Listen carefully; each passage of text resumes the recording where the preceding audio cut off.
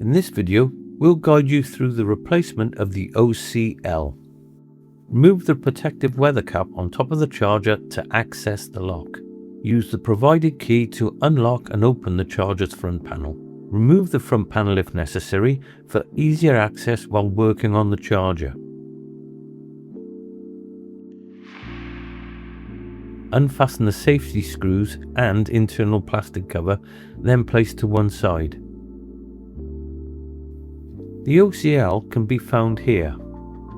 Isolate the power to the component. The OCL is mounted in the charger with a plastic clip.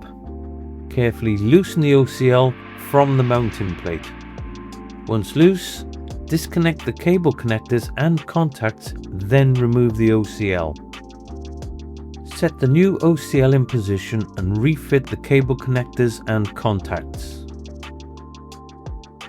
Carefully secure the OCL in place, ensuring not to dislodge the surrounding cables. Ensure the dip switches are set correctly on the OCL. Reactivate the fuse and power supply, then refit the internal plastic cover and safety screws. If you have removed the front panel, refit and reconnect to the charger. Close the front panel and lock in place. Remember to refit the protective weather cap once the charger is locked.